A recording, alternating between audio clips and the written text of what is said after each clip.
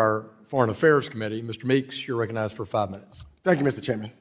Secretary Bessent, if I'm not mistaken, you were working in the financial service industry during the late 1980s, correct? I was. Thank you. And well, I'm wondering, do you recall or you're knowledgeable of the Keating 5 scandal back then? Yes, sir. And I will point out that I was. I don't want to. No. I will point out that limited time. I have limited time. I identified. The gentleman, Mr. Secretary, it's the gentleman from New York Times. So I just want to make sure that everyone knows, who doesn't know, that the Keating 5 scandal involved 5 U.S. senators accused of pressuring the Federal Home Loan Bank Board to expedite and give more consideration to the case of Charles Keating, Jr., who ran the California-based Lincoln Savings and Loans. It led to a 14-month investigation unveiling how 5 U.S. senators and staff ended up with more than $1 million in contributions, 4 trips to the Bahamas, and all expenses paid stays at resort hotels. Following the scandal, the industry saw sweeping regulatory changes that was launched by then-President George H.W. Bush. Now, Mr. Secretary, I'm sure you can agree conflicts of interest and improper influence by U.S. elected officials over bank regulators weaken supervisory independence and ultimately impose massive losses on consumers and taxpayers. I think that we can all agree upon that.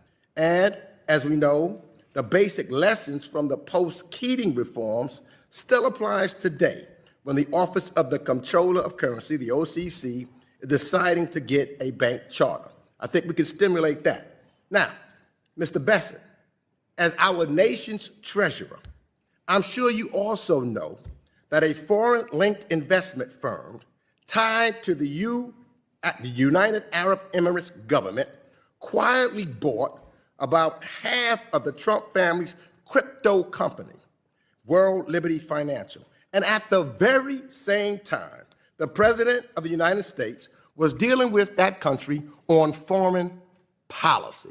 Now, Eric Trump, the president's son and co-founder of World Liberty Financial, said, and I quote, "I'm not going to get into who the investors are, but I've got some pretty meaningful investors," end of quote. Lack of transparency. And it didn't end there. When Trump fans brought the tokens, they thought they were getting the deal of a century. But what they didn't know was that only Trump and his sons had the sole power to decide who can sell the token and when. Today, the price of the token has fallen over 50%, and the Trump fans who bought the token are now begging to get out. Now, I'm not making this up. I'm not making this up. You can see it for yourself on the World Liberty Financial Discussion Forum, yourself, Mr. Secretary. So this is no longer just about a shady crypto deal or a possible gift.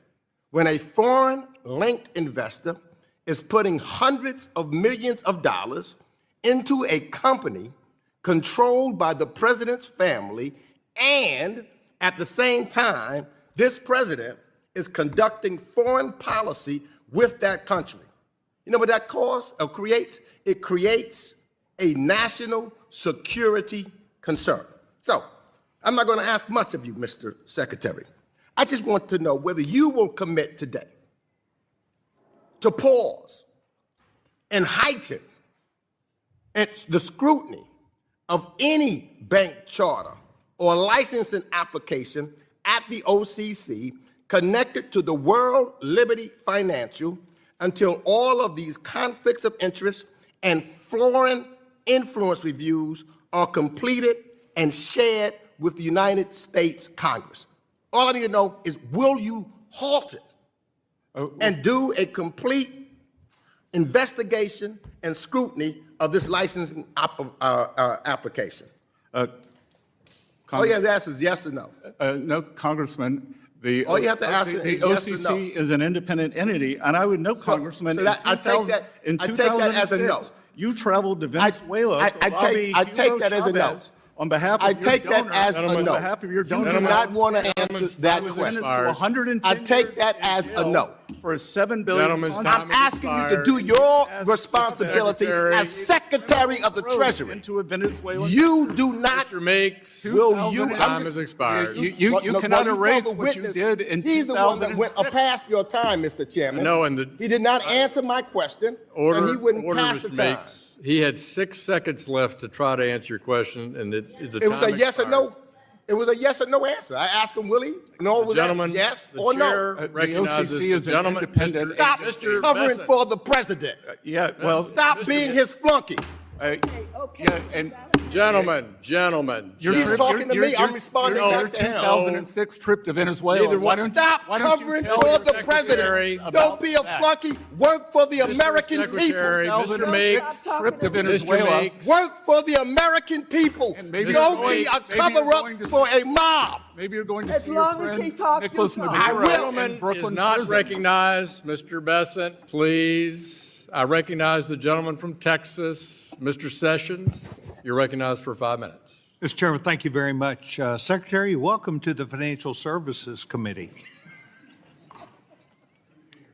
I'm delighted that you're here. Mr. Secretary, we've talked with you about a broad range of things, not necessarily related to FSOC and your chairmanship there, but I would like to, if I can, talk with you something about the word public confidence.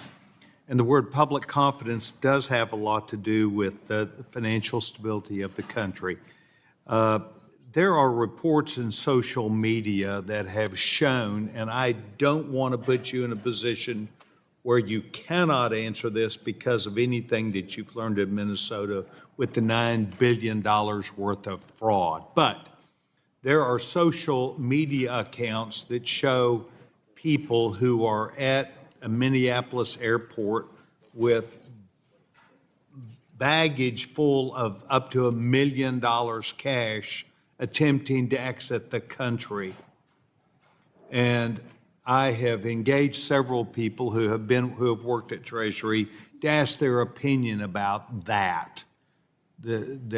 Not the relationship between how they got the money, but just that it's going out of the country and following the law. Can you tell us or give this committee your viewpoints about people not using some other system, but taking cash up to $1 million through our airports to leave the country?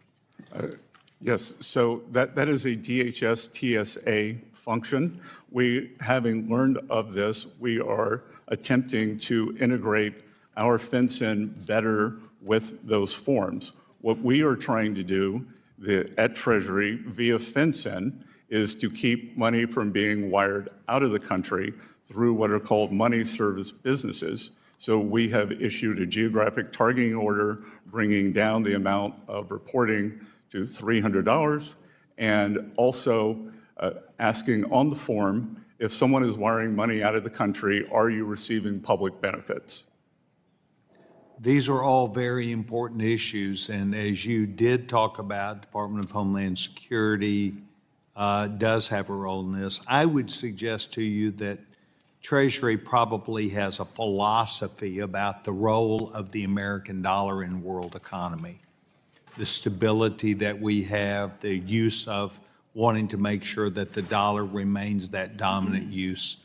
But I would tell you that I will be very interested if you have a working group on this of us making ourselves aware, because it is an issue to people who simply see social media. We look forward to working with you on that, Congressman. Thank you, Secretary. Mr. Secretary, as you have alluded to, and as the discussion here has been about banks, community banks, the ability that they have, you recognize, because you spoke directly to it, about the stress that they are placed under as opposed to bigger banks. Could you please talk to us about what you believe the role is of home ownership, which is increasingly a part of the political discussion and debate and discussions for members of Congress back home, of solving our home ownership problem.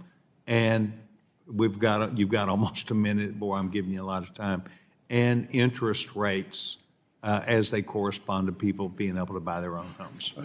Good, well, thank you. And I would note that I was also a banks and financial institutions analyst for 35 years and was instrumental in working with the government to bring down American Continental and Sun State Savings and Loans, which were the beneficiaries of the Keating Five. Getting small banks lending again, we need to get them back into the mortgage market. No one knows their communities like small banks.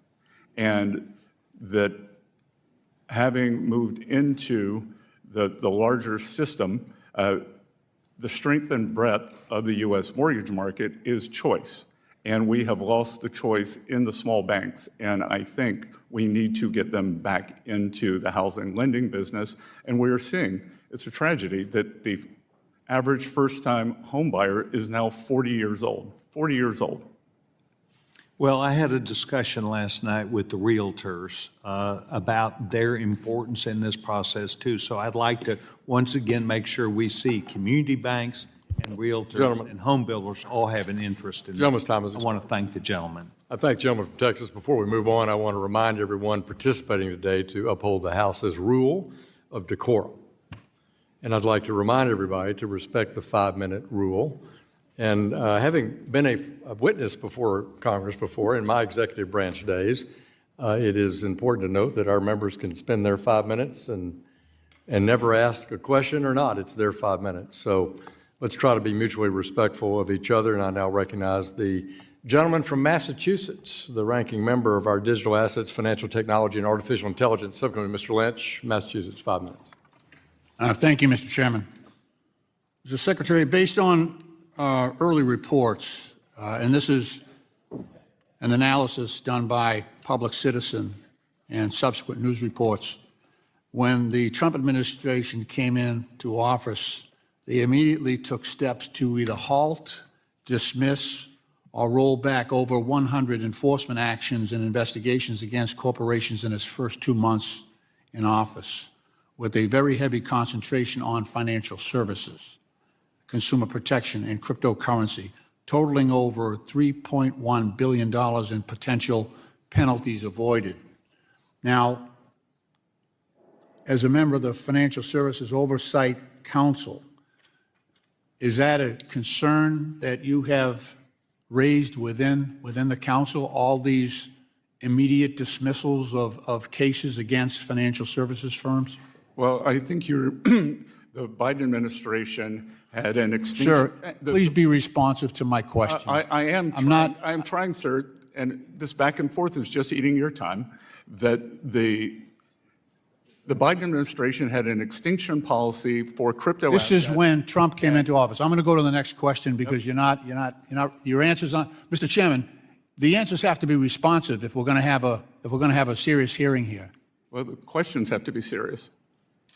Well, those are 100 dismissals of cases that the Trump administration came in and executed in their first weeks in office, like that.